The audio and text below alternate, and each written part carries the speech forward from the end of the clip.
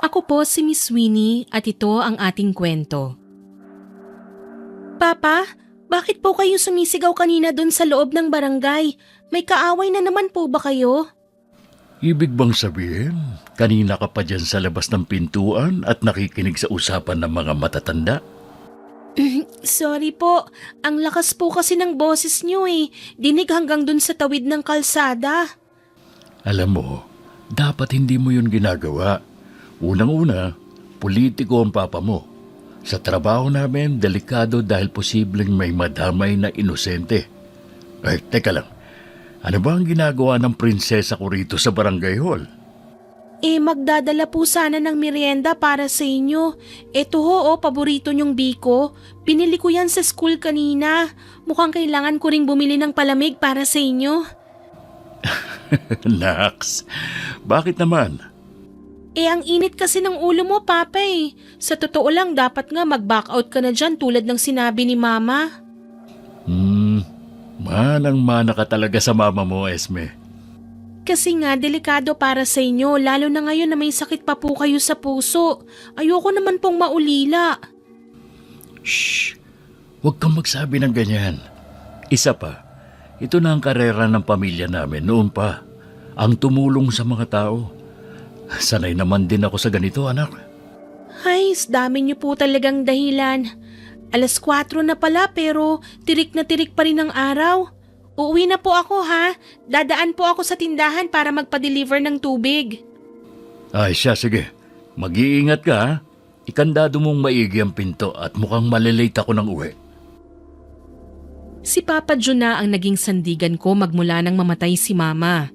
Masasabi ko napakaswerte ko pa rin na bata dahil hindi kailanman nagkulang si Papa sa pagpapalaki sa akin. Minsan nga, naiibsan ang kalungkutan ko dahil para nang buo ang pamilya namin dahil sa pag-aasikaso niya sa akin. Ngunit magmula nang makaupo ito sa pwesto bilang kapitan, may naging kahati na ako sa oras niya. Kadalasan, abala ito sa pamumuno sa iba't ibang organisasyon na bumubuo sa munting barangay namin. Habang ako naman, ginugugol na lang ang oras sa pag-aaral para doon man lang ay makabawi ako. Bago umuwi, sumaglit muna ako sa tindahan para magpa-deliver ng tubig. Oh, mukhang may maliit na chef na naman si Kapitan Jun ah. Bakit naman Kuya Kel? Ikaw ha, niloloko mo na naman ako eh. Pagbilan po ako ng 2 itlog, tsaka yung mineral water po namin ha, pa-deliver na lang po. Anong niloloko? Oh, tignan mo. Bibili ka lang naman dito sa tuwing malilate ng uwi si Kap galing sa duty, di ba? Opo, nakakasad nga lang dahil yun nga, wala naman akong kapatid na pwedeng makalaro sa tuwing wala siya. Alam mo, ganyan talaga sa una. Mahirap talagang makamove on kapag magulang na natin ang nawala. Iba kasi yung pagmamahal na binibigay nila sa atin. Nadali mo. Oo nga pala, may balita na po ba kayo tungkol sa pagkamatay ni Mama? Naku, alam mo, usap-usapan dito sa atin na napag-initan daw ng kalaban ni Kap si Aling Lourdes. Kaya yun, Hoy! Ano na naman yung kinikwento mo sa batang yan, Kel? Hello po, Lolo Paeng. Kumusta po kayo? Maayos ako, Iha. Bakit ba nandito ka pa? At ano yung binibili mo, itlog? Bakit hindi ka ba pinaglulutuan sa bahay ninyo nung bagong nobya ni Kapitan Jun? Po? Nobya as in girlfriend? Lo, tama na. Baka hindi niya pa yun alam. Baka magalit si Kap sa atin yan at hindi na tayo bigyan ng ayuda sa susunod. Ito po ang bayad ko. Para akong napahiya sa narinig na litanya ni Lolo Paeng. Nagmadali akong tumakbo pa uwi ng bahay. Hindi ko man nasisigurado kung tunay nga ba yun pero kumirot ang puso ko. Ilang minuto lang ako nagmukmok bago magluto ng hapunan. Matapos kumain, pinagmasdan ko muna ng maigi ang litrato ni Mama bago humiga sa kama upang magpahinga.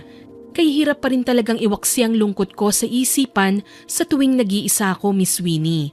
Dahil kahit ilang beses akong gumawa ng paraan para maging masaya, parati kong naiisip na gaano kaya kami kasaya ngayon kung nabubuhay pa si Mama. Pero ngayon ang sumasagi naman sa isipan ko ay papaano kung totoo nga ang binanggit ni Lolo Paeng na may panibagong nobya si Papa. Pilit kong iwinaksiyon sa isipan ko, ngunit isang araw... Anak, Halika muna rito. May papakilala ako sa'yo. Oh, Papa, bakit naman po napaaga ang uwi nyo? First time kang mag-half duty ah. Sinundo ko muna kasi yung bagong mama mo. Oh, Gina, pasok ka. Ito nga pala ang nag-iisang anak kong si Esme. Hello, Esme. Ang cute mong bata ah. Tama nga itong si Mahal. Mahal? Papa, ano pong ibig sabihin nito? Kailan pa po kayo may girlfriend? Ganito kasi yun. Nakilala ko si Tita Gina mo sa... Kahit na po, kamamatay lang ni Mama. Tsaka, ano pong sinasabi niyong bagong Mama? Ano pong akala niyo kay Mama Lourdes? Laruan?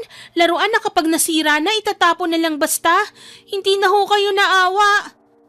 Anak, makinig ka muna sa akin. Malagim na trahedya ang sinapit ng mama mo. Mas lalo ako nalulungkot kapag nakikita kitang nangungulila dahil sa bigla niyang paglisan. Nalulungkot ba talaga kayo o naghahanap ng ikasasaya niyo?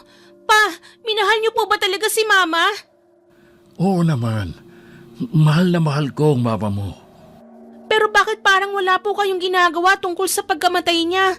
Totoo po ba yung narinig ko na pinatay si Mama ng kalaban niyo sa politika? Magtapat po kayo sa akin, please naman, Papa. Oo. Saan mo naman yan nabalitaan? Pati ba naman sa akin nagagawa niyong magsinungaling? Akala ko po ba, malubhang sakit ang ikinamatay ni Mama? Pasensya na, anak. Gusto lang kitang protektahan. Saan po? Sa kasinungalingan niyo? Hindi po kasi kayo nakinig sa sinabi ni Mama noon na huwag niyong pasukin ang politika. Kumaripas ako ng takbo palayo sa kanila, Miss Winnie, ni hindi ako nagpapigil sa istriktong boses ni Papa. Tanging alam ko lang, masama ang loob ko sa kanila. Hindi matutumbasang pagkadismaya ang nararamdaman ko dahil buong akala ko ay ibang lalaki si Papa. Ngunit yun ang isang pagkakamali ko. Katulad din pala siya ng mga tatay ng kaklase ko. Mga hindi marunong tumupad sa responsibilidad at pangako sa pamilya. Pansamantalang nakituloy muna ako sa munting tahanan nila Kuya Kel kasama si Lolo Paeng. Hindi yon alam ni Papa kaya laking gulat ko nang magpatawag ito ng mga tanod para imbitahan si Lolo Paeng sa barangay at nagpumilit akong sumama. Papa, parang awa mo na. Huwag mo silang ipakulong. Ako naman po kasi ang nagpumilit sa kanila na pansamantala muna ako magstay dun sa bahay nila eh. Hindi maaari ang gusto mo. Di bali sana kung inaalagaan ka nila pero hindi. Tignan mo nga, ilang araw ka na palang lumiliban sa klase. Buti na lang at tumawag ang teacher mo sa akin. Ako rin naman po ang nagdesisyon na wag mo nang pumasok para makapagtinda ng kwek-kwek. Gusto ko ho kasing makaipon eh. Ha? Bakit naman sumagi sa isipan mo yan? Ayoko na po dito. Uuwi na lang ako sa probinsya. Dun sa mga kamag-anak ni Mama. Wala na rin naman po kayong oras para sa akin eh. Paano mo naman nasabi na wala na akong oras para sa'yo, Aber? Dahil ba busy ako sa pagsasaayos ng barangay natin at hindi ko na masyadong nakakalaro ang prinsesa ko? Opo. Ganun ba? Halika nga rito. Nakikiliti po ako. Tama na, Papa. Alam ko na. Di ba malapit ang loob mo kay na Kuya Kel at Lolo Paeng mo? Ganito na lang. Patatawarin ko sila pero sa isang kondisyon. Ano po yun? Umuwi ka na sa bahay. Bigyan mo ng chance yung Tita Gina mo. Promise ko sa'yo, mabait yun. Sa totoo lang, gustong gusto ka noon. O ano, ox ba? Okay po. Basta mag-promise ka na hindi mo po sila ipapakulong. Promise, prinsesa kong masungit. Napatawad ko rin naman siya noong araw na yon, Miss Winnie. Isinaisip ko na lang na baka naunahan lang ako ng galit kaya nahusgahan ko kagad ang pagkatao ng bagong nobya ni Papa. Tiyak din namang magagalit si Mama kung malalaman niya ang nagawa kong pagsagot ng pabalang kay Papa June. Sinunod ko ang kasunduan namin na bigyan ng chance si Tita Gina. Sinimulan ko yon sa pagkilati sa mga kilos nito. Madalas, pasimple ko lang itong pinagmamasdan sa tuwing maglilinis ito ng bahay. Sa mga panahong yun, masasabi ko na mabuting tao nga ito. Bukod kasi sa masinop si Tita Gina ay maalaga rin ito sa akin. Sa tuwing papasok din kasi ako ng school ay bumibeso pa ito sa akin. Heto nga palang baon mo, Esme. Pinabibigay yan ng Papa Jun mo. Ay, tita, bakit po 15 lang tong baon ko? Ay, nagrereklamo ka? Malandi kang bata ka ha? Wala tayong magagawa at yan lang ang binigay ng tatay mo. Nagmamadali kasi yun na umalis kanina. Mali ata ang nadukot sa bulsa. Carry bells na yan. Ganun po ba? Sige, pagkakasyahin ko na lang po ito. Salamat po Ay, teka. Ito, 10 piso ha. Idagdag mo sa baon mo. Talaga po? Aba, hindi ko po ito tatanggihan. Basta close na tayo ha? Opo naman. Sige na, pumasok ka na sa school. Mag-iingat ka ha? Sige po. Nga pala, may update na po ba sa kaso ni Mama? Hindi kasi nagsasabi si Papa na, wala, hindi ko alam. Akala ko ba malilate ka na? Bakit hindi ka pa umalis nang makapagtinda na ako ng kakanin hanggat maaga pa? Ay, sige po, pasensya na. Dumiretso na ako sa school matapos ng pag-uusap namin. Sa totoo lang, kahit alam kong maalaga sa akin ang bagong nobya ni Papa, hindi ko pa rin maiwaksi sa isipan ang napapansin kong kamalditahan sa pag-uugali nito. May mga oras din kasing nahuhuli ko itong sinasamaan ako ng tingin at kung minsan naman pinipiloso po ang sagot sa mga tanong ko. Ngunit ipinagsawalang bahala ko na lang yon. Ramdam ko naman na mahal nila ako at yon ang importante sa akin. Pero nagkamali ako sa pag-aakalang muling mabubuo ang pamilya namin. Nang minsan kasi ay naabutan kong nagtatalo sila ni Papa.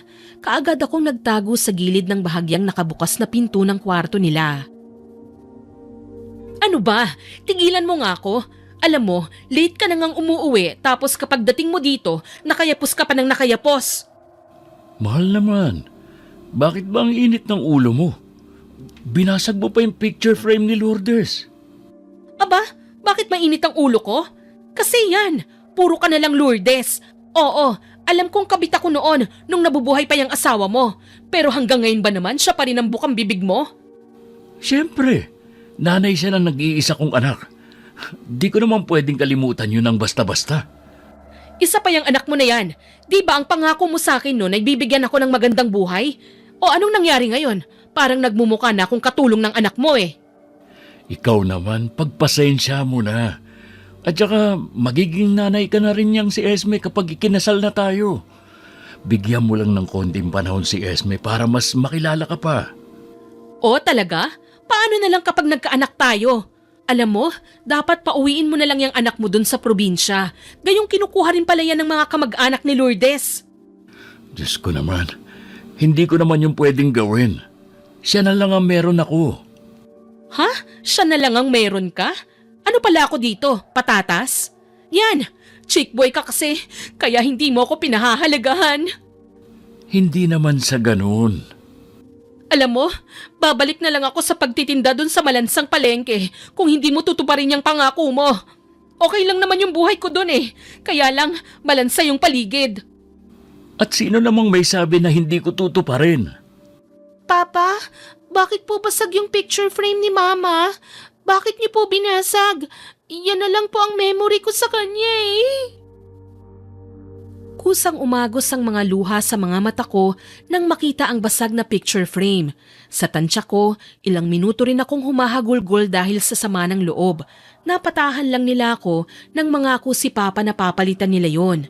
Mahal na mahal ko si Mama, kahit ang mga gamit niya ay hindi ko hinahayaang masira o kahit madapuan man lang ng alikabok. Sigurado ako na yun din ang naging rason kung bakit hindi mabanggit sa akin ni Papa ang tunay na ikinamatay niya. Gayunpaman, kailangan kong magpakatatag. Sa paglipas ng ilang buwan, unti-unti ko nang napapansin ang pag-iba ng pakikitungo sa akin ni Tita Gina. Kung dati ay ako ang inaasikaso niya, ngayon naman ay tila katulong na ako sa bahay. Ngunit dahil pinanatili ko ang kabutihan ng loob sa kanya ay hindi ako umimik. Pero isang araw, hindi na ako nakapagpigil at nasagot ko na ito ng pabalang-balang. Tanghali na, senyora. Wala ka pa bang planong bumangon at nang makapaglinis ka na ng bahay? Bakit po ba?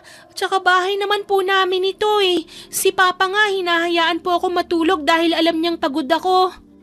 Oh, bakit? Ako ba ang papa mo, ha? Palibhasa, spoiled ka.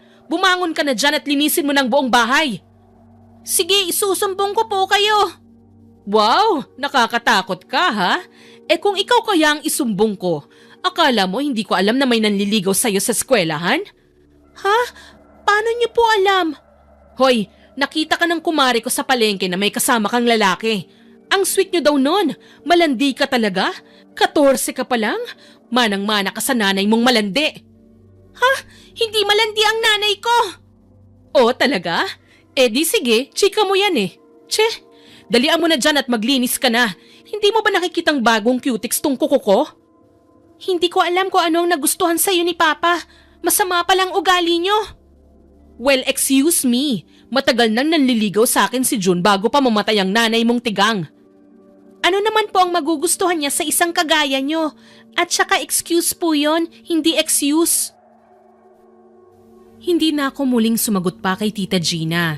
Nanginginig na kasi ko sa inis at nararamdaman kong malapit ng tumulo ang luha ko, Miss Winnie. At hindi niya pwedeng masaksihan yon. Hindi ako papayag na makita niya ang kahinaan ko.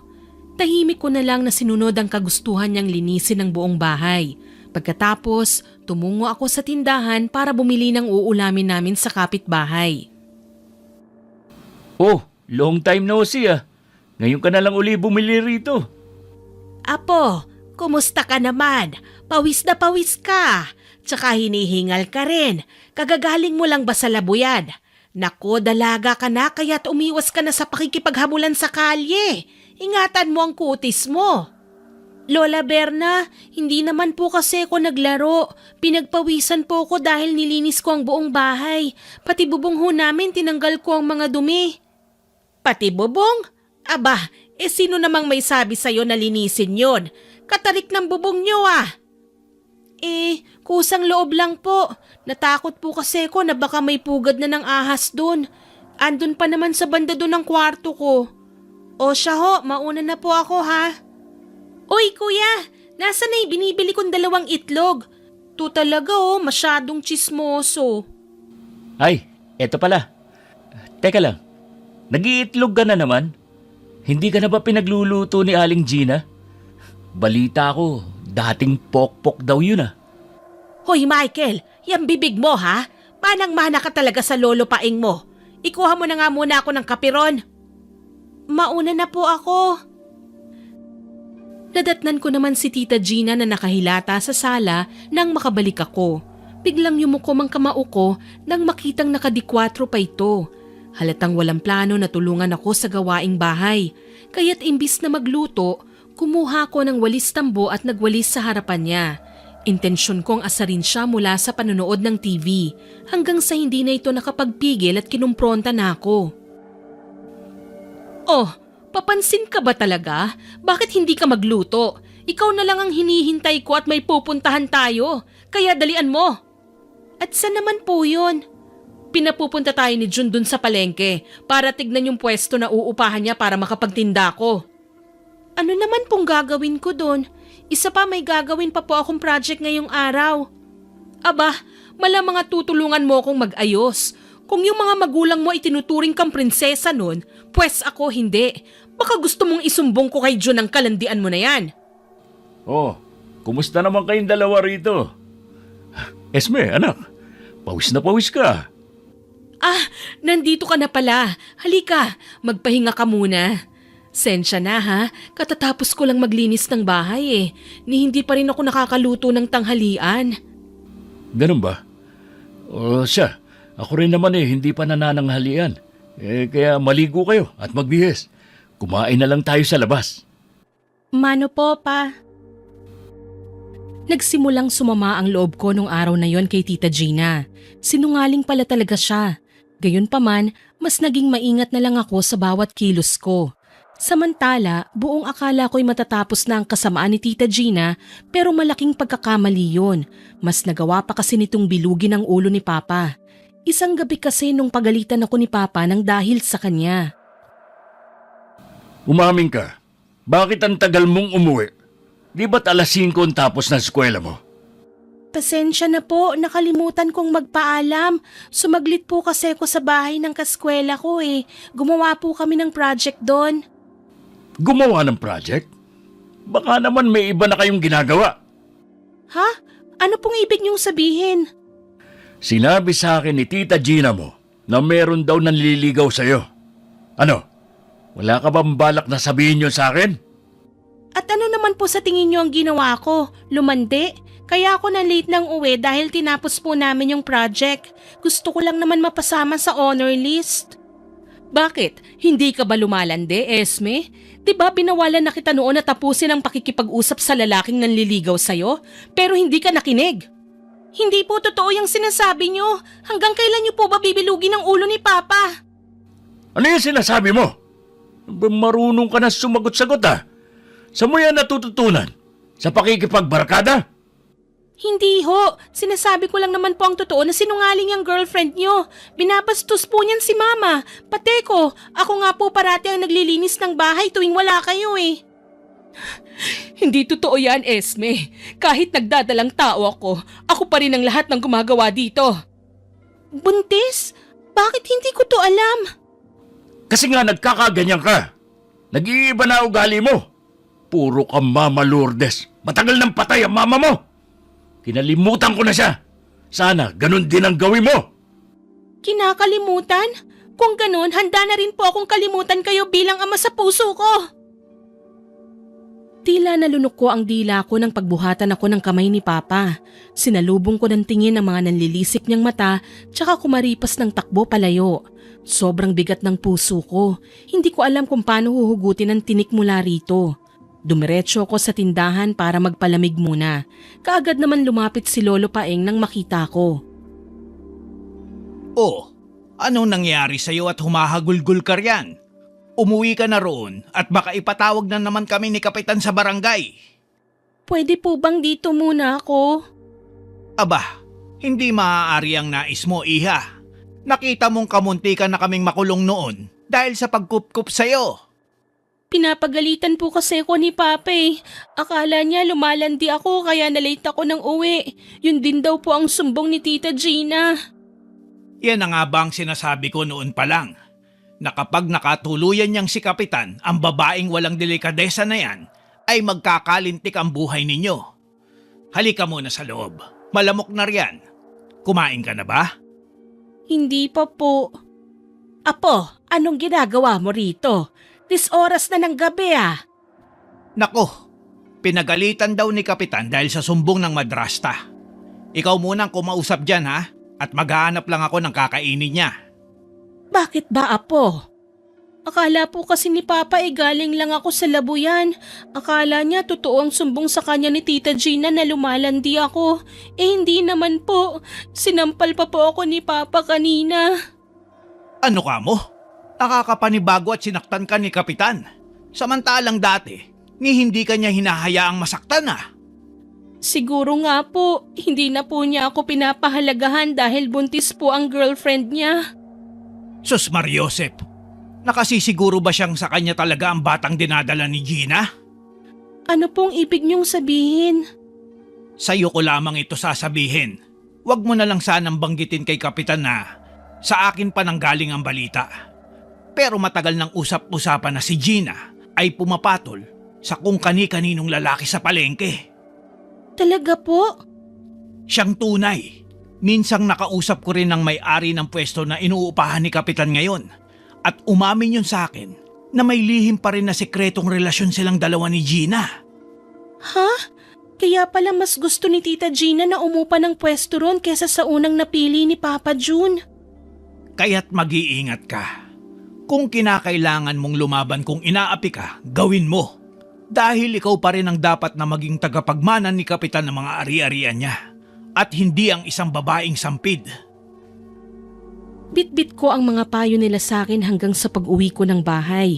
Mabuti na lang at wala nang tao akong nadatnan sa sala. Tahimik akong naglakad patungo sa kwarto ko. Mahimbing ang tulog ko noong gabi na yon. Lumipas pa ang ilang mga linggo hanggang sa sumapit na ang bakasyon, kaya't mas dumalas na makasama ko ang nobya ni Papa, lalo na't inutusan niya akong samahan si Tita Gina sa palengke para magtinda. Hindi na lang ako nagreklamo dahil inaabutan din naman nila ako ng pera pagkatapos ng trabaho ko. Sapat na para makaipon ako. Tanging inaalala ko lang ay ang pag-iiba ng pakikitungo sa akin ni Papa June. Ibang-iba na siya tuwing kausap ko. Nawala na ang lambing sa tono ng pananalita niya. Lahat yun ay paniguradong dahil sa impluensya ni Tita Gina. Hoy, ikaw. Huwag ka na nakikipag-usap doon kina Kapaeng. Ilang beses na kitang sinabihan noon, ni hindi ka nakikinig. Pa naman, pati ba naman po sila ay pag-iisipan nyo ng masama? Tama na ho. Anong tama na? Magmula nang mapalapit ang loob mo sa mga kapitbahay natin, hindi mo na sinusunod ang mga bilin ko. Kayo lang din naman po ang dahilan ng hindi ko pagsunod eh.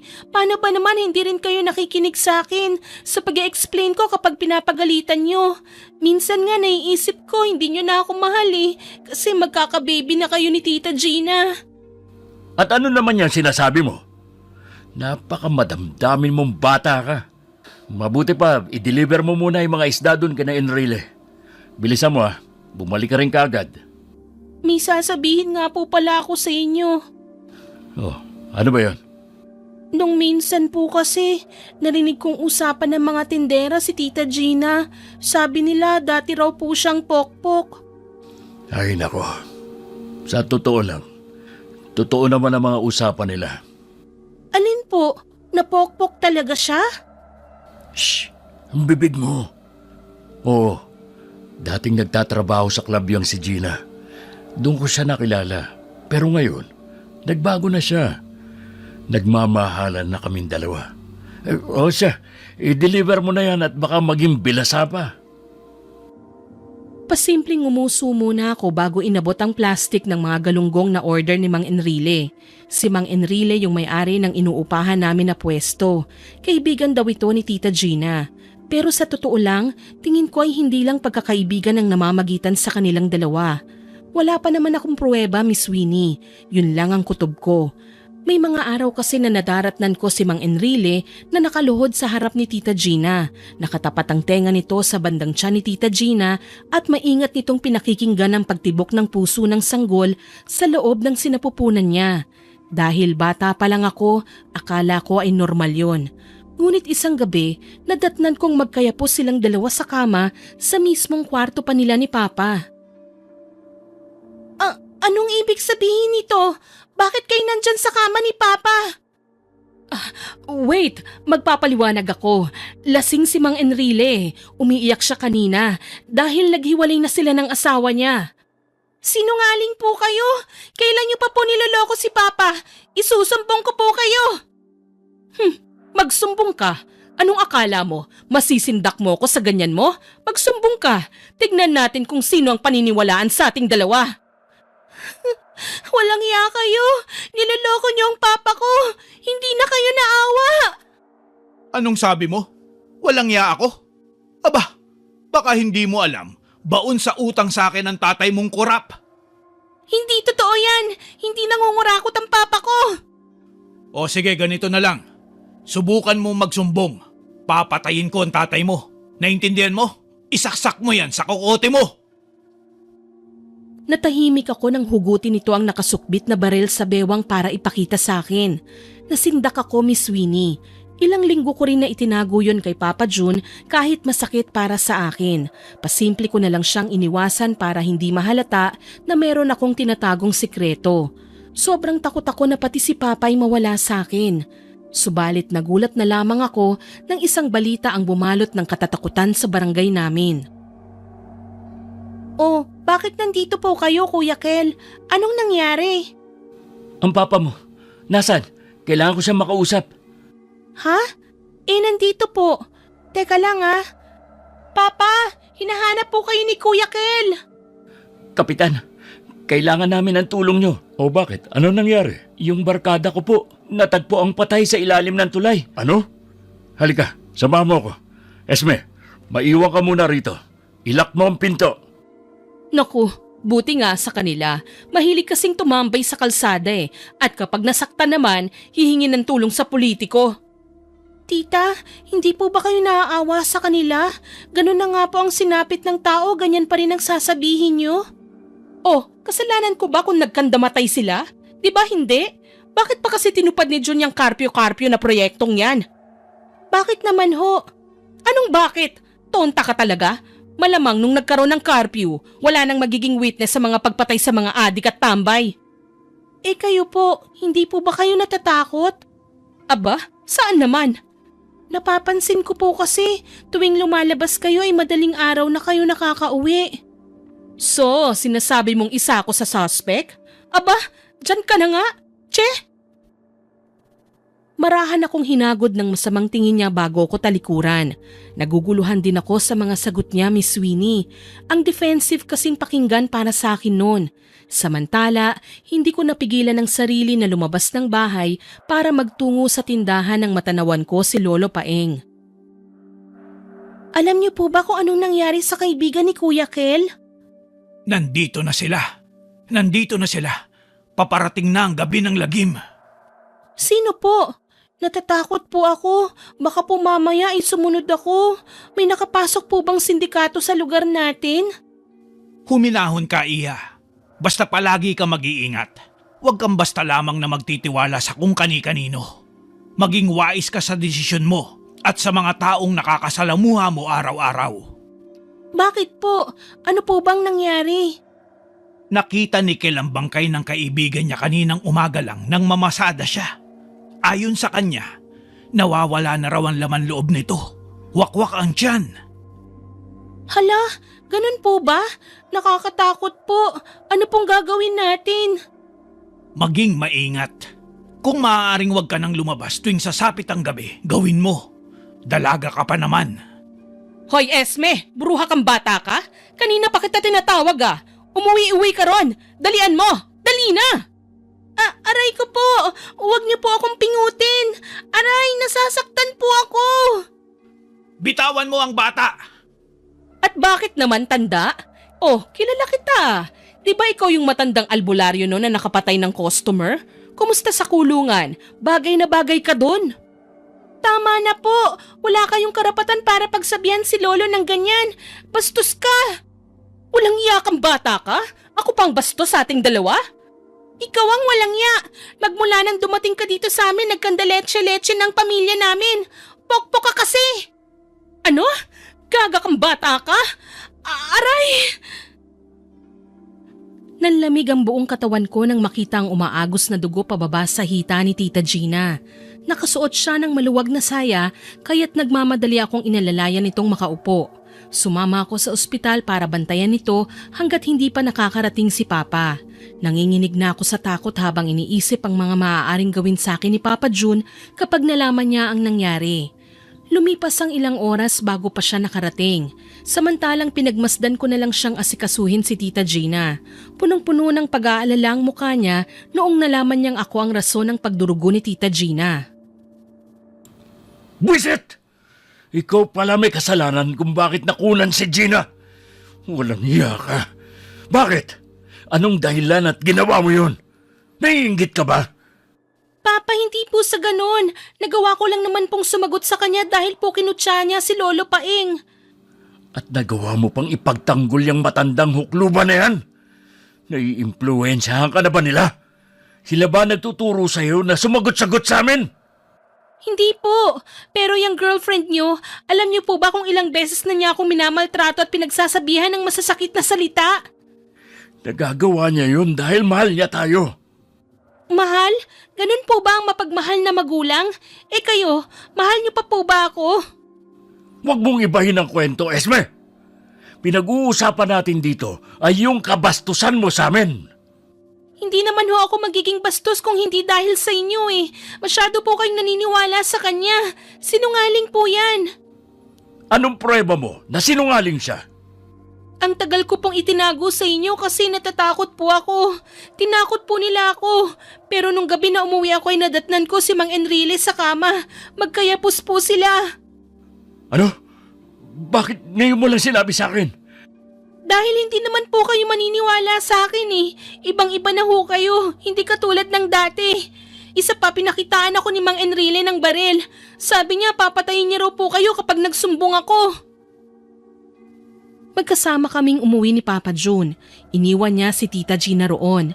Isang araw ng umaga, namulat na lang ang mga mata ko dahil sa pagtatalo nilang dalawa. Ngayon mo pa talaga ako palalayasin kung kailan kagagaling ko lang ng ospital? Paano ng mga pangako mo, June? Pangako? Pangako na dapat sana'y tutuparin ko. Pero ano? Nagpapagamit ka sa iba kapag wala ako. Ano? Hindi yan totoo. Alam mo namang ikaw lang ang mahal ko. Kasinungalingan! Kalapastanganan ang ginawa mong to sa akin, Gina. Binigay ko lahat sa'yo. Pinapasok kita ng buo sa pamamahay ko. Tinanggap ko maruming pagkatao mo pero anong ginawa mo? Tama na po yan. Pumasok ka sa loob ng kwarto, anak. Ayaw kong marinig mo ang pagtatalo namin. Yan bang anak mo? Ang nagsabi ng mga kasinungalingan na ibinibintang mo sa akin? Lumayas ka na! Ayaw na kitang makita uli! Pagsisisihan mo ito, June. Babalikan kita. Ipinahiya mo ako sa maraming tao. Hindi mo alam kung gaano kita pinagmamalaki. Pero ginamit mo lang ako para sa boto ng taong bayan. Pagsisisihan niyo tong lahat.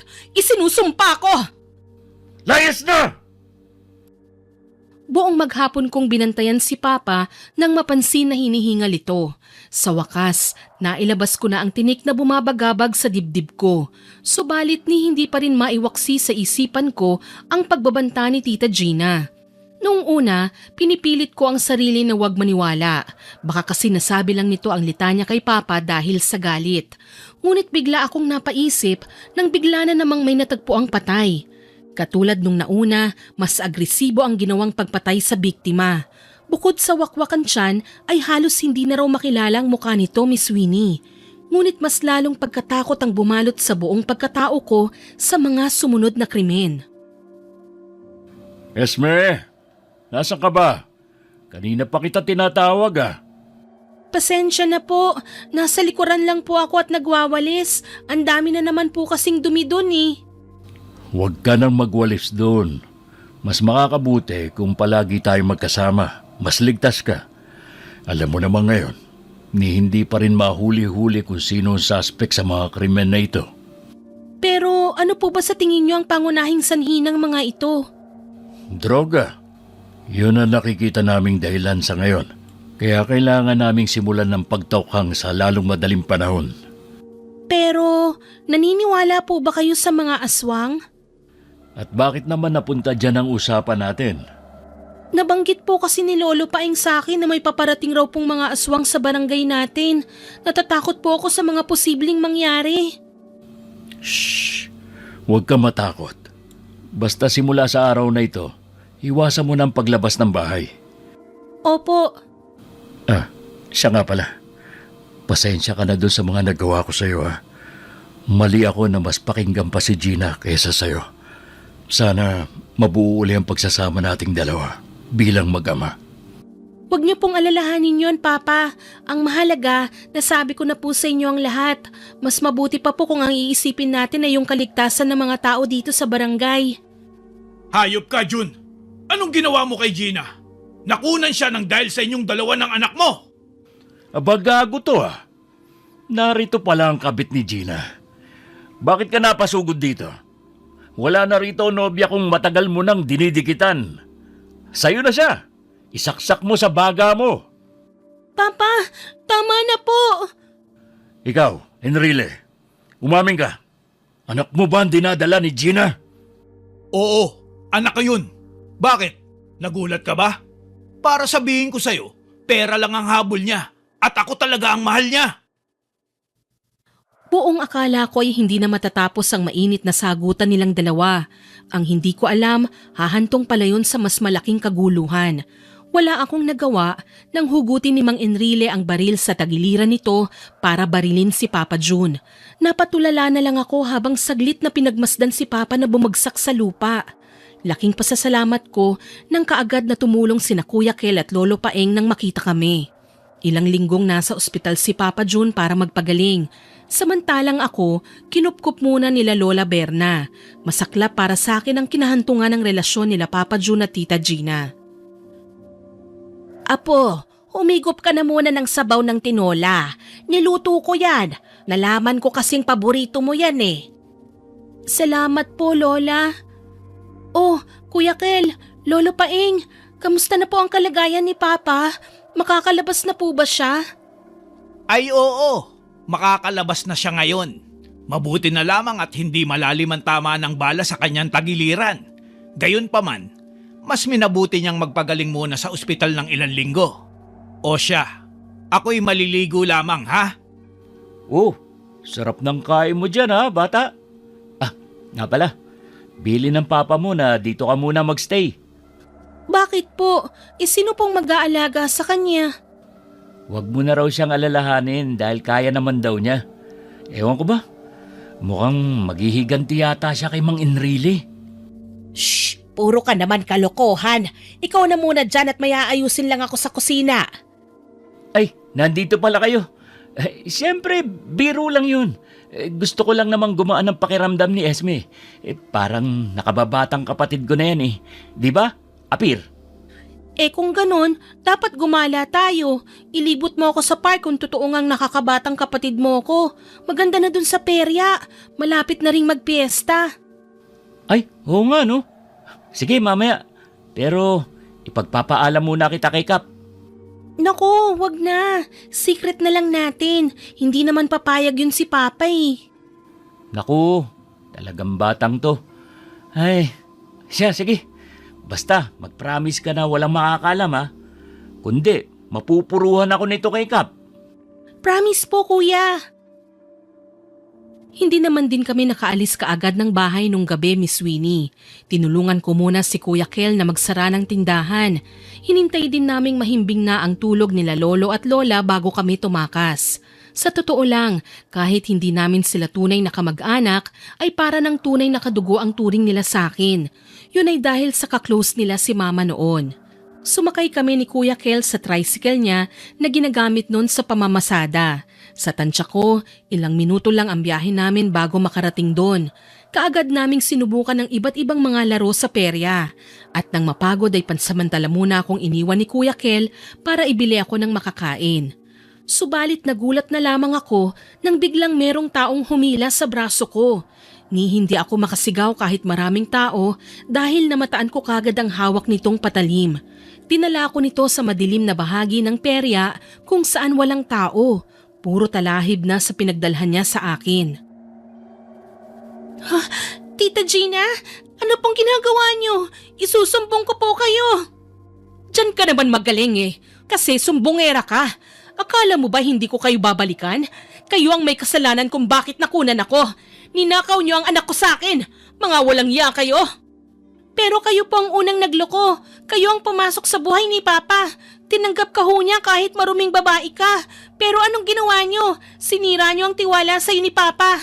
Higit sa lahat, pinaako mo sa kanyang sanggol na hindi naman siya ang ama. Yun naman talaga dapat ang ginagawa sa tatay mong walang kwenta. Dapat pineperahan. Kung ganon, kayo po ang walang ya. Tulo! Shh! Huwag kang maingay. Subukan mong may makarinig sa'yo. Gigilitan kita ng buhay. Bakit niyo po ba ako dinala rito? Pakawalan niyo na po ako. Ayoko pang mamatay. Hindi naman kita papatayin eh. May ipapakita lang ako sa'yo. Nanlaki ang mga mata ko nang lunukin ni Tita Gina ang bato na dinukot niya mula sa bulsa. Halos maging estatwa ang buong katawan ko nang makita ang pag-iibang anyo niya, Miss Winnie. Nagkaroon siya ng mga mahaba at matutulis na pangil. Nanlilisik ang mga matang nilalang na nasa harapan ko. Muntik na niya akong patayin. Mabuti na lang at nailigtas ako ni Kuya Kel bago pa man ako kagatin ng nilalang. Sa kasamaang palad, nakatakbo siya kagad palayo sa amin matapos itong buhusan ng asin ni Kuya Kel. Ano yung nilalang na yun? Aswang? Paano kanyang muntik nang biktimahin? Hindi po yun ordinaryong aswang lang. Si Tita Gina po yun. Hinila niya ako rito sa talahiban. Mabuti na lang po natagpuan niyo ako. Kung hindi, baka nilapa na ako ng nilalang na yun. Ano ka mo? Aswang si Gina? Teka, paano naman mangyayari yun? Hindi ko rin po alam pero natatakot po ako na baka balikan niya ako. Anong gagawin ko? Huwag kang matakot. Nandito lang ako. Siguro kailangan na nating umuwi para maibalita ito kina Lolo Paeng na alam kong makakatulong sa atin. Ibig sabihin po ba, siya ang pumapatay sa mga natatagpo ang patay dito sa barangay natin? At saka, paano kung nandyan lang siya sa tabi at nag-aabang sa atin? Paano po tayo makakauwi? Kumalma ka. Hindi niya tayo magagalaw dahil meron pa naman akong natitirang asin. Sausawan sana to ng binili kong balot. Sige po. May mga kasama ba siya nung kinuha ka niya? Teka nga, paano ka ba niya nakidnap? Hinila lang niya po ako basta. Hindi naman po ako nakahingi kagad ng tulong dahil may patalim siyang dala. Sinabi pa niya, papatayin niya ako kapag may nakarinig sa akin. Hayop siya. Puro kahayupan ang hatid niya rito sa barangay natin. Magbabayad siya. Tinakot niya po ako. Sabi niya babalik daw siya para maghiganti sa atin. Nagmamadali kaming umuwi ni Kuya Kel. Nadatnan namin na nasa harapan na ng tindahan si Lolo Paeng at hinahanap kami. Nasermonan pa nga si Kuya Kel dahil sa ginawa naming pagtakas. Nang kumalma na ang dalawang matanda, doon na namin isinumbong ang lahat. Bakas na bakas ang pag-aalala sa mukha ni Lolo Paeng kaya't kaagad muna kaming pinapasok sa loob ng bahay nito. Kinausap niya kami na mas lalong mag-ingat mula kay Tita Gina. Sabi ko na nga ba, tama ang nararamdaman kong kakaiba dyan sa babaeng yan. Sana pala, nakinig na lang ako sa kutob ko noon para wala nang madamay. Kutob? Ano pong kutob? Noong araw na makunan yan, hindi siya makatingin sa mata ko. Buong akala ko, ganun talaga siya dahil sa marami siyang itinatagong sikreto. Ngunit nagkamali ako. Isa pala siyang aswang. Kung ganun, paano po siya naging aswang? Sabi ng mga katropa ko sa akin, bayarang babae yang si Gina. Kadalasan daw ng mga customer niya mga suki sa tindahan sa palengke. Yan ang nararapat nating alamin, Kel. Kunin mo ang mga kagamitan ko sa likod ng bahay. Ikaw naman, dito ka lang, Esme, ha? Opo, natatakot po ako. Paano kung balikan niya ako sa bahay namin? Paano kung pati si Papa idamay niya? Ayoko pong maulila. Kumalma ka, Iha. Magmula sa gabing ito, hindi ko nahahayaan na meron pang mabiktima yang si Gina. Siya nga pala, maaari mo bang ikwento sa akin kung paano mo nakita yang si Gina na maging aswang? Nakakatakot po ang itsura niya. Para siyang baliw. Meron po siyang nilulun na bato pagkatapos naging aswang po siya. Lintik, nasa kanya ang mutya ng aswang. Ngayon, kinakailangan nating malaman kung kanino niya nakuha yon. Mutya? Ano po yun? Shh! Baka marinig tayo ni Berna. Mahabang kwento, Iha. Sa ngayon, kinakailangan natin matukoy ang pinanggalingan nun. Baka po may kinalaman si Mang Enrile. Magsanggang dikit po kasi sila ni Tita Gina Kinabukasan, binalitaan nila kagad si Papa Jun tungkol sa malatrahedyang nangyari sa akin. Mabilis naman ang aksyon na ginawa ng mga barangay tanod. Kaagad silang nagsagawa ng checkpoints, Miss Winnie. Kaya lang mas pinaniniwalaan nila na baka may teroristang nakapasok sa lugar namin. Habang kami naman ni Lolo Paeng ay abala sa paghahanap kay Mang Enrile. Ilang linggo kaming naghanap bago pa namin ito natukoy. Nasa ibang lugar na siya at kasalukuyang naglalaro ng sabong kasama ang mga lalaking hindi namin nakikilala. Buwisit! Kayo na naman! Ano bang kailangan nyo sa akin? Pera? Aba sabihin nyo! Perwisyo kayo sa buhay ko eh! Nasaan si Gina? Ilabas mo siya! Malay ko! Mukha ba akong hanapan ng nawawalang tao? Tsaka sino ka ba? Uy teka, ikaw yung apo nung nakulong na albularyo, di ba? Ano kung ako nga? Alam mo, wala akong planong magsayang ng oras para kausapin ka. Sabihin mo na lang kung nasan si Gina para tapos na ito. Hindi ko nga alam. Bakit ba ang kulit mong bugo ka? At nagsama ka pa talaga ng bata ha? Hoy Esme, mag-iingat ka. Apo ng kriminal yung kasama mo. Sige ka, baka ikaw na ang nakahandusay dyan sa kalye. Walang iya kayo. Kung meron man dapat mamatay, kayo dapat yun. Binaril niyo si Papa. Bakit hindi pa kayo nakukulong? Dahil may kakampi kong politiko. Oh, bakit parang nagulat ka? Hindi ba sinabi sa'yo ng tatay mong hambog kung gaano karumi ang politika? Hindi, at wala akong pakialam. Sige, pero para sabihin ko sa'yo, malapit nang patalsikin si Jun sa pwesto. Dahil kumabit siya sa isang maruming babae. Kasiraan sa imahe ng lugar natin. Halika na. Umuwi na tayo. Babalikan ko kayo, Mang Enrile. Ipakukulong ko kayo. Mabigat ang loob kong umuwi, Miss Sweeney. Bukod sa hindi namin nakuha ang sagot na nais namin, tumatak sa isipan ko ang binanggit ni Mang Enrile na malapit nang patalsikin si Papa Jun sa pwesto. Nalulungkot ako para sa kanya. Isang umaga, mahinahon akong lumapit kay Papa Jun nang makita ko siyang nakaupo sa sala. Tahimik niyang pinagmamasdan ang litrato ni Mama. Halatang malalim ang kanyang iniisip. Papa, ito po ang kape oh. Higupin niyo po muna, baka lumamig pa. Kumusta na po ba ang pakiramdam niyo? Yung sugat niyo po, magaling na po ba? Salamat. Magaling na ako. Nga pala, saan ba kayo nagpunta ni Kel kahapon? Pasensya na po at hindi ako nakapagpaalam. Pero sinubukan po naming hanapin si Mang Enrile para sana itanong kung saan nagtatago si Tita Gina. Hindi mo na dapat gawin yun, anak. Isa pa, hindi mo naman yun trabaho. Dapat nga igugulin mo ang oras mo para maghanda sa susunod na pasukan. Nagigilty po kasi ko kung hindi ko kayo tutulungan eh. Bakit naman? Dahil po naisip ko na isa rin naman ako sa may kasalanan kung bakit nagkaganito ang sitwasyon natin ngayon. Hinayaan ko kayong paikuti ni Tita Gina, ni hindi ko rin po natupad ang pangako ko kay Mama na aalagaan at babantayan ko po kayo. Huwag mo nang alalahanin yun. Wala ka namang kasalanan. At saka matagal nang natuldukan ang relasyon namin ni Gina. Yung relasyon nyo lang po ang natuldukan, yung problema hindi pa. Anong ibig mong sabihin? Totoo po ba na mapapatalsik na kayo sa posisyon nyo bilang kapitan? Saan mo naman nalaman ang tungkol dyan? Hindi pa naman isinasa publiko ang balitang yan Sabi po ni Mang Enrile, nga pala mukhang LQ din sila ni Tita Gina. Ano na po ang plano?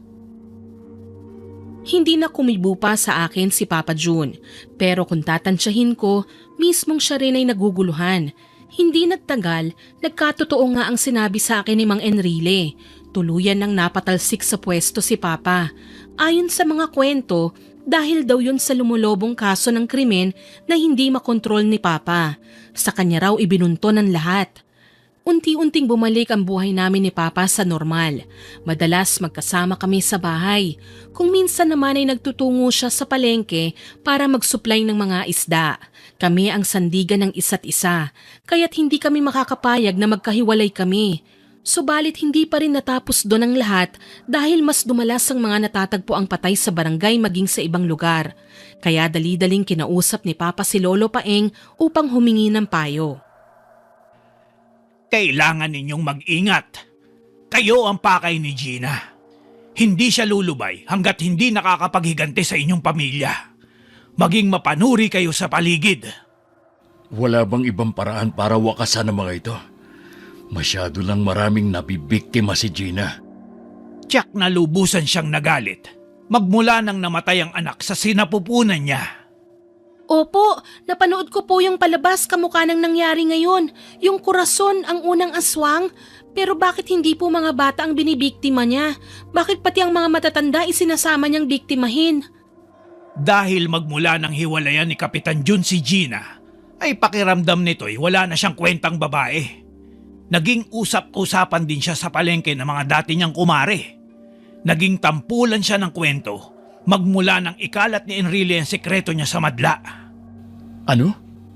Kung hindi pa ninyo alam, matagal nang hiniwalayan ni Enrile si Gina magmula nang malaman nitong hindi rin sa kanya ang bata sa sinapupunan ng nobya mo noon. Ibig sabihin, may kabit pa siyang iba? Panigurado ang sinasabi mo. Hindi ako makapaniwala sa balitang hatid ni Lolo Paeng, Miss Winnie.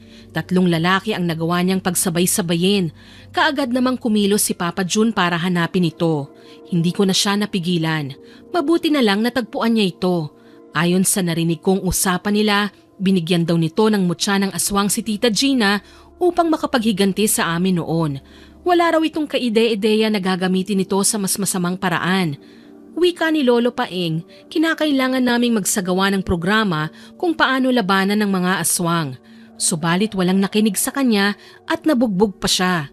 Galit pa rin sa kanya ang mga tao dahil sa aksidenteng pagpatay niya sa nagpapagamot noon sa kanya.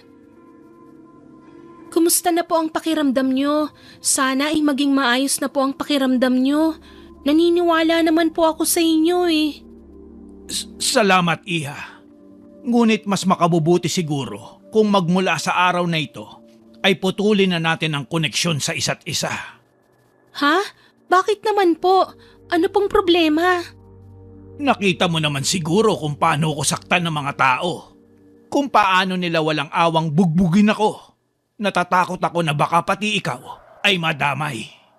Huwag po kayong mag-alala. Kung sila hindi naniniwala, iibahin niyo po ako. Alam ko naman pong hindi niyo sinasadya ang nangyari. Pero ano po ba talaga ang nangyari noon? Taong 1987, aksidenteng napatay ko ang isang turista na dumayo rito na magtangka akong gamutin siya. Kinulam siya. Akala ng marami, ginahasa ko ang turista kaya ako nakulong. Ginahasa? Bakit? Hindi po ba nila inimbestigahan? May kaya ang pamilya nila. Huli ko nang nalaman na pinalabas nila na ginalaw ko nga ang kaawa-awang biktima para ako ang madiin sa kaso.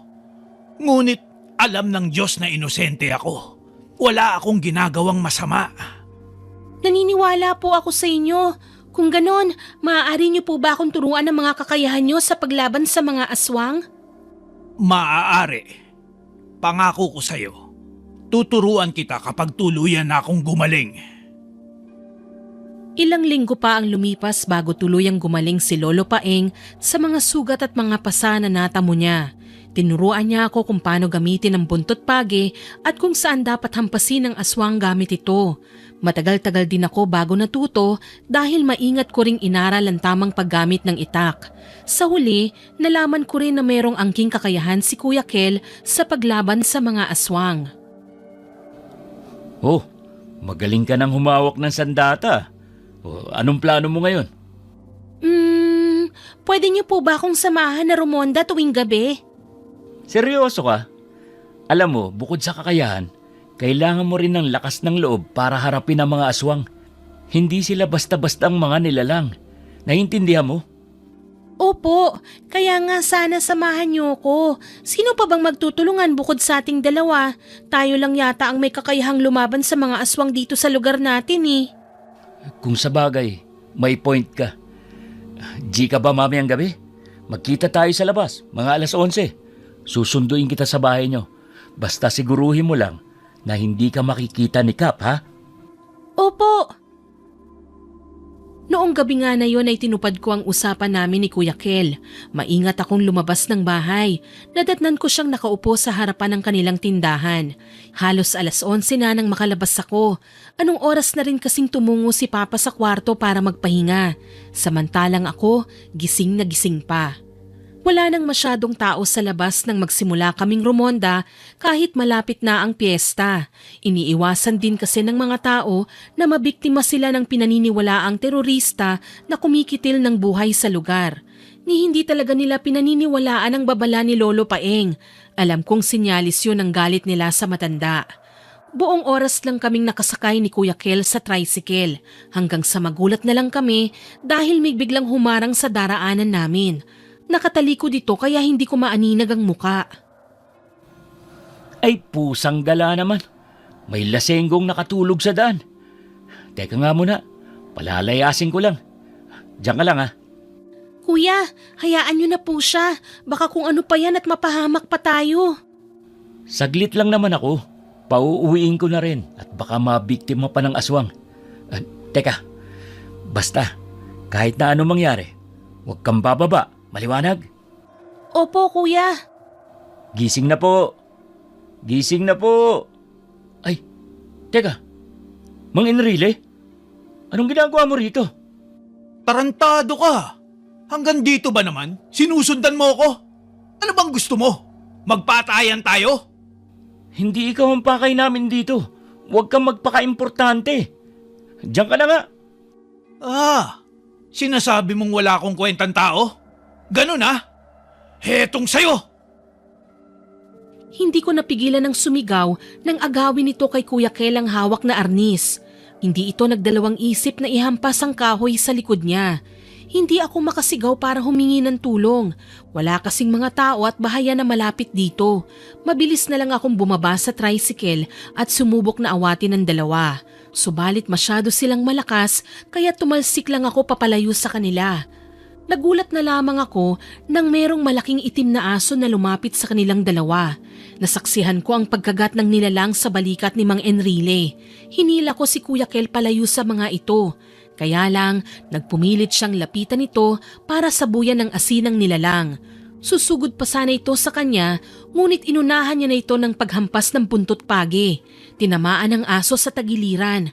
Wala na itong buhay nang bumagsak sa lupa. Laking gulat ko nang bumalik ito sa pagiging anyong tao. Kuya, aswang siya! Anong gagawin natin? Saan natin itatago ang katawan niya? Huwag ka maingay. Tumawag tayo ng tulong. Tatawagan ko si Kapitan. Teka lang. Natawagan niyo na po ba? Oo, parating na sila. Diyan ka na muna. Pasensya ka na. At nasaksihan mo ang krimen na ito. Okay lang po. Masasanay din ako. Esme! Anak! Ano nangyari dito? Papa, aswang po. Nakapatay po kami ng aswang. Dapat po iroronda lang kami pero si Mang Enrile po. Lasing siya. Humarang siya sa dadaanan. Kaya napatrobol kami, Kap. Pero nagulat na lang kami dahil merong malaking aso na umatake sa kanya. Pa, hindi lang si Tita Gina yung aswang. Meron pa pong iba. Lintik yan. Walang dapat makaalam nito. Mananatiling sikreto ang nangyaring ito hanggat wala tayong ebidensya. Maliwanag ba? Hindi pa po ba sapat na ebidensya ang nangyaring ito? Tignan niyo po si Mang Enrile. May sugat po siya sa liig. Kahit na. Pagkakamalan lamang nila tayong nasisiraan ng ulo kung ipipilit natin ito. Siguradong sa akin pa nila ibibintang ang pagkamatay ni Enrile. Sa puntong yon nalinawan na ako. Natatakot si Papa na baka sa kanya isisi ang lahat kapag nalaman ng taong bayan na patay na si Mang Enrile. Hindi naging madali para sa amin na itago ang krimen, Miss Winnie. Nagbulag-bulagan kami hanggat hindi natutukoy ang pinagmulan ng mga aswang. Dahil sa mga nangyayari, mas dumalas ang pakikipagtalakayan namin kay Lolo Paeng. Kailangan ko nang gamitin ang aking kakayahan upang mapuksa ang pinanggalingan ng mga aswang.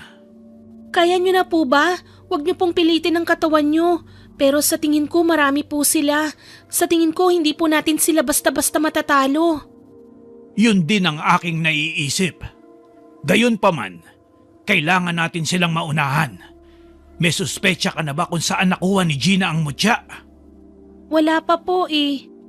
Sandali lang. Ano? Mutya? Oo.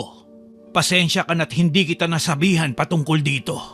Itinago ko sa'yo dahil baka atakihin ka na naman sa puso. May alam ako kung sino ang may hawak ng mutya ng mga aswang dito sa lugar natin. Ngunit hindi ko alam kung siya nga ang tinutukoy nyo. Talaga po? Pwede po ba akong sumama? Hindi nila ako isinama, Miss Winnie. Mas makakabuti raw para sa akin na manatili sa bahay. Subalit gumawa ako ng paraan para masundan sila. Palihim kong sinundan sina Lolo at Lola. Pumasok sila sa isang makipot na eskinita. Masukal at napapaligiran ng mga puno. Doon ay kinausap nila ang isang matanda. Hanggang bewang ang haba ng mapuputing buhok at nakasuot ito ng itim na saya. Bigo akong mapakinggan ang kanilang pag-uusap dahil mahina ang boses nila. Mas tumaas ang tensyon sa boses ng matanda matapos isisi ni Lola Berna rito ang lahat. Tanging narinig ko lang, ninakaw ng isa pang nobyo ni Tita Gina ang mutya. Nagpanggap akong walang alam nang makauwi sa bahay. Delikado na talaga sa panahon ngayon. Iha, isuot mo ito. Yan ang magsisilbing proteksyon mo para sa gabing ito. May problema po ba? Kailangan nating maging mas alerto. Napag-alaman naming may iba pang aswang na naging kakampi si Gina para subukang sakupin ang lugar natin. Ha? Talaga po? Kung ganun, kailangan na po nating wakasan ang kasamaan nila. Nasaan ang papa mo? Hindi ko rin po alam eh. Hindi ko po siya nadatnan sa bahay kanina nung umuwi ako. Malapit nang lumubog ang araw. Makasasama para sa kanya kung aabutin siya ng gabi. Pero panigurado naman pong maraming tao dyan sa kalye dahil piyesta po ngayon. Ngunit sasapit pa rin ang kabilugan ng buwan. Si Kapitan ang pakay ni Gina. Kaya't kailangan natin protektahan ang papa mo. Si Papa rin po ba ang pakay ng mga kasamahan niyang mga aswang? Hindi, Iha. Ayon sa dating aswang, nakasalukuyang nangangalaga ng mutya na ninakaw ni Gina. Nagnanais ang mga kasamahan nito na maghari sa lugar natin. Panigurado pa raw na nakipagkasundo si Gina sa mga ito para matulungan siyang patayin si Kapitan Jun. Binalot ng naghahalong kabat-takot ang kalooban ko nang bigo kaming mahanap si Papa Jun. Ni anino man niya ay hindi namin makita. Inabot na kami ng 10 oras ng gabi sa paghahanap. Puno naman ng mga tao ang kalye. Yun nga lang, meron silang kanya-kanyang selebrasyon. Halos humahagulgul ako sa isang gilid ng tahanan ni Lolo Paeng. Nanginginig ang buong katawan ko, Miss Winnie. Butil na ang pawis na tumutulo sa liig ko. Ilang beses ko mang sundin ang payo ni Lolo na kumalma pero hindi ko magawa. Maya-maya pa, nagmamadaling pumasok si Kuya Kel sa loob. Tila hingal na hingal siya at kaagad na hinanap si Lolo Paeng. Ano pong nangyari sa inyo, Kuya Kel? Nakita niyo po ba si Papa? Hindi ko siya nakita. Nasaan si Lolo? Nandito po. Lolo! Nandito na po si Kuya Kel! Si Lola. Natagpuan ko siyang patay. Yung katawan niya, nawawala na yung mga lamang loob. Ano? Diyos ko! Pero, paano naman nangyari yun? Kasama lang namin siya kanina. Yan na nga ba ang sinasabi ko kaya't kung maaari, ayokong sabihin sa kanya ang patungkol sa mga aswang. Nangyari na po ito noon, di ba? Oo. Ilang beses ng kamuntikan mailagay sa peligro ang buhay niya dahil sa pagnanais na makuha ang katahimikan kapalit ng buhay niya. Kung ganun, ano na pong gagawin natin? Wala na si Lola. Hindi ko na matutupad ang pinangako ko sa kanya na ililibre ko pa siya. Magpakalalaki ka. Huwag mong ipakita sa ibang tao ang kahinaan mo. Tanging maipagkakaloob na lang natin sa kanya ay ang hustisya. At ibibigay natin yun sa kanya ngayong gabi ring ito. Napatiim ako sa binitiwang litanya ni Kuya Kel. Bakas sa mga mukha nila ang katapangan ng isang taong nawalan ng mahal sa buhay. Hindi na sila nagsayang pa ng oras. Kanya-kanya silang dampot ng mga armas na nakalatag sa lamesa. Gayon din ang ginawa ko. Maingat na kinuha ko ang kwintas na bawang at isinabit ito sa aking leeg. Buong tapang naming tinahak ang madilim at masukal na daan patungo sa kung saan natagpuan ang bangkay ni Lola Berna. Hindi ko napigilan na tumulo ang mga luha ko nang makita ang karumal-dumal na sinapit nito. Katulad ng ibang biktima, wala na ring bituka si Lola. Maya-maya pa, isang malakas na hangin ang humampas sa aming muka dahilan para mapuwing kaming tatlo. Sa pagmulat ng mga mata namin, nasa harapan namin si Tita Gina at ang 5 naglalakihang aso. Nanlaki ang mga mata ko nang mamataan si Papa Jun. Puro bahid ng dugo ang katawan niya galing sa mga malalaking kalmot. Ha? Papa! Teka, huwag kang lalapit sa kanila, Esme. Masyado silang marami. Pero kailangan ko pong iligtas ang papa ko. Hindi naman po sila basta-basta makakalapit sa akin eh. Kahit na, hindi tayo nakasisiguro. Wag po kayong magkakamaling saktan si Papa. Ibalik niyo po siya sa amin. Please lang. At anong akala mo sa akin? Uto-uto? Ilang linggo kong pinaghirapan na patayin si June. Kung hindi dahil sa'yo, nagtagumpay na sana ako sa plano ko. Walang iya ka! Ginamit mo lang pala si Papa! Dahil sa'yo nasira ang pamilya namin! Etong sa'yo! Sige, subukan mo magsaboy ng asin. Sisiguraduhin kong matatapyas ang ulo ng Papa mo! Ano po ba talaga ang gusto nyo? Bakit po ba kayo naninira ng pamilya? Wala po bang nagmahal sa inyo? Hindi po ba kayo inaruga nung... Tumigil ka! Oo, maaari niyong husgahan ng pagkatao ko. Bata pa lang ako, inggit na ako sa mga batang may buong pamilya. Kaya heto, nangako ako na kapag lumaki ako naman ang sisira sa pamilya nyo. Inggitera po pala talaga kayo eh. Naputol ang pag-uusap namin ni Tita Gina nang merong yanggaw na sumulpot mula sa likuran namin, Miss Winnie. Swerte na lang namin dahil naramdaman ito kagad ni Kuya Kel. Hinampas niya ito gamit ang buntot pagi hanggang sa mawalan nito ng buhay. Bumalik sa anyong tao ang aswang. Nakatakbo na si Tita Gina nang maibalik ang atensyon namin sa kanila. Kaagad naman ding nagsimula ang pag-atake ng mga malalaking aso sa amin. Bawat nilalang ay nakakatikim ng hagupit ni Kuya Kel at Lolo Paeng. Samantalang ako, mabilis na hinabol si Tita Gina kung saang direksyon ito tumakbo. Hindi naman din lingid sa kaalaman ko ang direksyon na pinagtunguhan niya dahil 100 lang naman ang maaari nitong tahakin. Naabutan ko itong nakatayo sa gitna ng dilim. Nanlilisik pa ang mga mata nitong nakatitig sa akin. Hindi ako nagpatinag, Miss Winnie. Biglang yumukom ang mga kamao ko. Inilabas ko ang matalim na itak mula sa kinalalagyan nito. Kahit ano pang kasamaan ang gawin mo, hindi ka pa rin mananalo sa amin. At talagang nagbitbit ka pa ng ganyan, bata. Anong akala mo? Matatakot ako sa'yo? Kayo ang dapat na matakot sa akin. Talaga naman nakakatakot kayo. Bakit? Dahil isa kang linta. Proud ka sa pagiging kabit?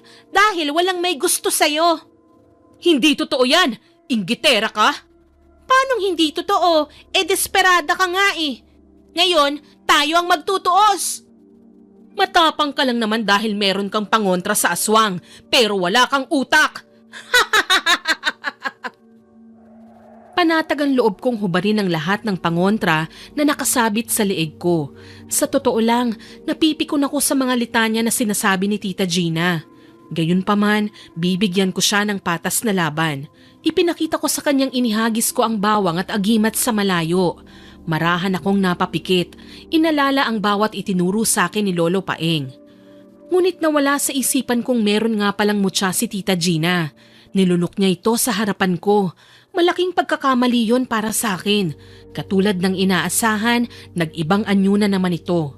Sinubukan kong tagain ang nilalang nang sugurin ako nito. Subalit masyado itong maliksi. Daplis lang ang inabot nito sa akin, Miss Winnie. Nanlilisik ang mga mata nito. Mahaba ang mga pangil nito. Sa mga sumunod na pagsugod nito sa akin, napuruhan na ako ng nilalang. Nakalmot nito ang likod ko kaya natumba ko. Nabitiwan ko rin ang hawak kong armas. Pinilit kong abutin ang itak, ngunit nabigo ako. Sabi ko naman sa'yo wala kang binatbat dahil lampa ka. At ngayon, isusunod na kita sa nanay mo. Hindi mangyayari yon. Paanong hindi? Wala ngang tutulong sa'yo. Yung 2 kasama mo wala na. Sana nga napatay na rin sila ng mga kasamahan ko para wala ng problema. Hayop ka talaga. Hayop na kung hayop. Pero ito na ang katapusan mo. Walang iya ka! Layuan mo yung bata at ako ang harapin mo! Buhay ka pa talaga, tanda. Sa huli tayo maghaharap. Tama na yung kademonyuhan mo, Gina. Ngayon natin tapusin ang laban. Ipaghihiganti ka ang mga kinuha mong buhay. Isa ka pang duwag ka? Alam ba ng lolo mong uugod-ugod na nakabuntis ka? At hindi lang yon, tinakasan mo ang responsibilidad mo bilang ama. Pare-pareho lang talaga kayong mga lalaki. Kasunod na nakakagulat ng mga salitang yon ang pagsugod nito sa 2. Samantalang ako, pinanatili ang pagkakaupo sa lupa. Ni hindi ako makagalaw sa pagkagulat, Miss Winnie. Pinanood ko silang maglaban, laman sa laman, dugo sa dugo. Ramdam ko ang matinding pagkagulat mula sa mga pag-atake ni Tita Gina. Samantala, kalkulado naman ang bawat pagsalag at paghagupit nila Kuya Kel ng buntot pagi rito. Napapasigaw na lamang ang nilalang sa tuwing matatamaan ito ng buntot pagi sa ilang parte ng katawan. Dahil doon, mas naging agresibo pa si Tita Gina. Yun ang dahilan ng mas lalong nagpadugo sa mga sugat nitong natamo. Napanganga na lang ako sa gulat nang bumagsak ito sa lupa dahil sa panghihina. Mas nakita ko ang mga sugat nito sa katawan nang mamataan ang maliwanag na sinag ng buwan. Kalmadong naglakad palapit si Kuya Kel sa akin. Inalalayan niya akong makatayo at ibinigay sa akin ang nabitiwang armas kanina. Buong tapang kong kinuha yun. Inalalayan naman niya ako papalapit kay Tita Gina. Nangihina na ang katawan nito. Ilang saglit pa, nakarinig kami ng ingay mula sa grupo ng mga taong papalapit sa kinaroroonan namin. Mga kapitbahay! Tulong! Tulungan niyo ako! Papatayin ako ng pamilyang baliw! Hanggang kailan kayo magsisinungaling? Sige, hayaan po natin silang makita kayo. Pero nasan po ang mutya? Ibigay niyo sa amin. Hindi. Kahit kailan hindi ko ipagkakaloob sa inyo ang kapangyarihan ko. Hindi pa ako tapos sa inyo. Wala po kayong kapangyarihan. Kahit kailan, hindi magiging kapangyarihan ang nanggaling sa pagnanakaw. Tulad ng pagnanakaw na ginawa niyo kay Papa. Buisit ka talaga? Salamat po. Pero nasan nga po ang hinihingi ko? Ibigay niyo na. Tayo lang naman dalawa rito eh. Umalis na sina Lolo Paeng. Kapag ibinigay ko ba sa'yo, tutulungan mo akong makatakas? Ha? Anak? Opo. O sige, heto, alagaan mo yan ha. Makapangyarihan yan. Tulungan mo akong makatayo. Teka, anong ginagawa mo? Bakit mo ko tinatali? Pasensya na po. Hindi po kasi ako utu-uto. Ako ang magwawakas sa kasamaan ninyo. Mahigpit kong tinali ang mga kamay niya sa likod, Miss Winnie. Siniguro kong hindi ito makakawala pa. Pagkatapos, nagmadali akong tumakbo papalapit kina Lolo Paeng na ngayon ay kasama na ang mga taong bayan. Mas nagliwanag pa ang kagubatan dahil sa mga lampara na bitbit nila. Ipinaliwanag nila Lolo Paeng at Kuya Kel na si Tita Gina ay isang aswang. Noong una hindi pa naniniwala ang mga ito, ngunit ipinakita ko ang bato ng mutya. Sa huli, napaamin din namin si Tita Gina. Inako nito ang kasalanan sa pagpatay sa mga kababayan namin. Binuhat si Tita Gina ng mga tao. Iginapos nila ito sa isang malaking patay na puno ng mangga. Pinuhusan ito ng gasolina at saka sinilaban. Sa harap namin, unti-unting nasunog ang katawan nito. Tanging palahaw na lang nito ang narinig namin bago pa man ito bawian ng buhay. Nang masigurong ligtas na ang lahat, pinuntahan namin si Papa June. Nakahandusay ang katawan nito sa lupa. Napanatag naman ang loob ko nang mahigpit nitong hawakan ang kamay ko. Nagpagaling naman si Papa sa ospital ng ilang buwan bago pa siya tuluyang makalabas. Sa kasamaang palad, nabulag ang isang mata niya dahil sa kalmot ni Tita Gina. Gayunpaman, laking pasasalamat ko na nabuhay siya. May makakasama pa rin ako sa buhay. Sa araw ng kaarawan ko, naghanda ng magarbong sorpresa si Papa June sa akin na siyang nagpatulo ng luha ko. Wow! Sa wakas may cake na rin ako sa birthday ko. Salamat po sa pagtupad ng wish ko. Wala yun. Alam mo, kahit dalaga ka na, ikaw pa rin ang nag-iisang prinsesa ko. I love you, Papa. I love you too, anak. Sana maging masaya ka sa kaarawan mo. Hindi lang po masaya, sobrang saya po dahil nabigyan natin ng maayos na burol ang mga naging biktima. Pero grabe po talaga ang nagagawa ng inggit sa katawan ng tao, no? Oo, kung hindi natin kokontrolin ang inggit sa katawan natin, mawawalan din tayo ng kontrol sa sarili natin. Maaari tayong makasakit ng kapwa. Oo nga po, kaya malaking pasasalamat ko dahil pinalaki niyo ako ng mabuti. Nak, malaki rin ang pasasalamat namin ni Mama Lourdes na ipinagkaloob ka sa amin. Hoy, birthday girl! Hello po, Kap. Ipapakilala ko lang po sana sa inyo yung girlfriend ko. Malapit na rin po kaming ikasal. Oh, talaga? Ba, magandang balita yan ah. Siya po ba yung nabuntis mo noon, Kuya Kel? Shh! Ikaw ah, chismosa ka na rin. Anong palagi kong bilin sa'yo? Na? Na wag makikinig sa usapan ng iba. Sorry po, hindi ko lang po napigilan. O sige, halika kayo. Kumain muna kayo. Nakangiti akong pinagmasdan si Papa na asikasuhin ang mga bisita namin. Doon ko napagtanto ang layo na ng narating namin sa buhay. Kahit walang tumatayo bilang ilaw ng tahanan, mananatili pa rin ang mama ko sa puso't isipan namin. Dapit hapon na nang matapos ang simpleng salo-salo. Tahimik akong bumisita sa tindahan nila Lolo Paeng para kumustahin ito. Nadatnan ko itong nakahiga sa papag. Ibinalita rin kasi ni Kuya Kel sa amin na may sakit si Lolo. Dinamdam daw nito ang biglang pagkawala ng kanyang asawa na si Lola Berna. Hello po, magandang hapon. Dadalhan ko lang po sana kayo ng makakain, Lolo. Ito po ang sopas, oh. Salamat naman, Iha. Kumusta na po ang kalagayan niyo? Hindi na kailan pa magiging maayos. Nawala na ang mahal ko. Ano pang silbi ng buhay ko at ng bagay na ipinangako namin sa altar? Nais ko nang sumunod sa kanya. Naku, wag po kayong magsalita ng ganyan. Sinasabi ko lamang ang totoo.